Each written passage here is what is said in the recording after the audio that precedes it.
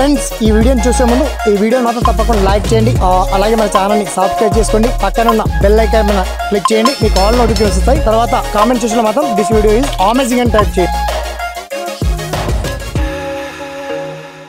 So hi friends, నా పేరు శ్రీనివాస్, మీరు చూస్తున్నారు ఎస్పీఎన్ ఎడ్యుకేషన్ యూట్యూబ్ ఛానల్. ఇవాళ ఈ వీడియోలో తెలంగాణ డిఎస్సి మొత్తానికి ఎగ్జామ్ సెంటర్ మొత్తాన్ని గందరగోళం అవుతున్నాయి. మొత్తానికి ఒక వ్యక్తికి మొత్తానికి ఒక ఎగ్జాంపుల్ తీసుకుంటే ఒక జిల్లా పేరు చెప్పాలంటే సంగారెడ్డి నుంచి సిద్దిపేటకి వెళ్ళాలి, అలాగే వరంగల్ అభ్యర్థి ఇక్కడ సంగారెడ్డికి రావాలి. ఇలాంటి గందరగోళంలో డిఎస్సి నిర్వహణ సాధ్యమా? మరి చాలా మంది నిరుద్యోగులు ధర్నాలు చేస్తున్నప్పుడు విద్యాశాఖ మాత్రం ఏమాత్రం బెండ్ కాలేదు, బ్రేక్ కాలేదు. యాజ్ గా షెడ్యూల్ ప్రకారమే ఎగ్జామ్ కండక్ట్ చేస్తుంది. మరి ఇది ఎంతవరకు సాధ్యం? నిరుద్యోగుల కళ ఏమైనా సాధ్యమయ్యేనా? మరి డిఎస్సి ఎగ్జామ్ షెడ్యూల్ ఇలా పెడితే మరి ఎంత ఎక్స్పెండిచర్ వస్తుంది? ఒక వ్యక్తి ఒక సెంటర్ నుంచి మరో సెంటర్ వెళ్ళడానికి ఎంత ఇబ్బంది కలుగుతుంది? ఇంత లాంగ్ సెంటర్స్ పెట్టడం అసలు విద్యాశాఖకు ఏమన్నా కనీసం ఆలోచన రాలేదా? నిరుద్యోగులతో ఎందుకు ఇలా చిలగాట మారుతుంది? దీనికి సంబంధించి పర్టికులర్ డీటెయిల్స్ మనం షార్ట్ అండ్ క్లియర్ గా తెలుసుకుందాం. ఓకేనా? So let's start our topic. So friends, anyway కొన్ని అడపాదడప సమస్యలు అయితే చిన్న చిన్నగా వస్తున్నాయి. దానికి మొత్తానికి చాలా మంది ఇప్పటికీ ప్రిపరేషన్ మానేసి కూడా సెక్రటరీ వద్ద, జిల్లా కలెక్టర్ వద్ద అన్ని జిల్లాల వారీగా ధర్నాలు, రాస్తారోకోలు చేస్తున్నారు. దీనికి విద్యాశాఖ కూడా అప్డేట్ ఇవ్వలేకపోతుంది. దీనికి సంబంధించి మరికొద్ది గంటల్లో కూడా అప్డేట్ రావచ్చు. మొత్తానికి హైకోర్టు ఒక కీలక ప్రకటన, హైకోర్టుకు వెళ్తున్నారు కొంతమంది సోదరులు, అందులో నేను కూడా వెళ్ళడానికి సిద్ధంగానే ఉన్నాను.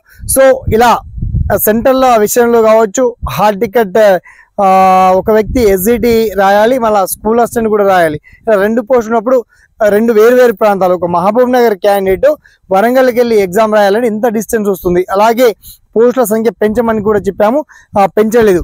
సో ఇటువంటి తరుణంలో నిరుద్యోగులారా ఏమాత్రం భయపడకండి, మీకు అండగా ఈ ఎస్పీఎన్ ఎడ్యుకేషన్ ఉంటుంది.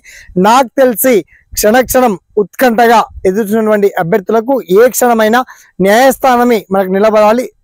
రాష్ట్ర హైకోర్టుకు వెళ్లే ప్రయత్నం మాత్రం కొంతమంది చేస్తున్నారు. హైకోర్టు వెళ్ళైనా సరే ఈ కనీసం షెడ్యూల్ ప్రకారమే ఎగ్జామ్ నిర్వహించిన ఈ సెంటర్స్ మాత్రం అప్గ్రేడ్ చేసి తక్షణమే ఈ సెంటర్లను మార్పు చేర్పులు చేస్తూ లేదా ఒక 1 వీక్ అలా టైం తీసుకొని ఈ షెడ్యూల్ రీషెడ్యూల్ చేసే విధంగా ప్రయత్నం చేస్తుంది ప్రభుత్వం.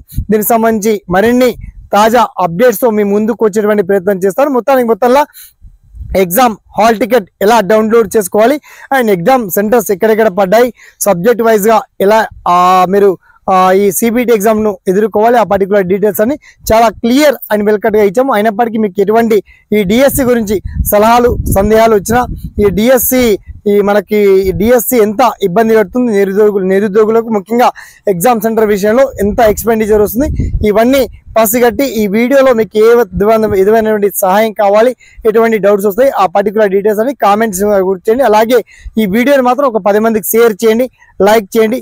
సదా మీ సేవలో ఈ SPN education YouTube channel. Thanks for watching. జై హింద్.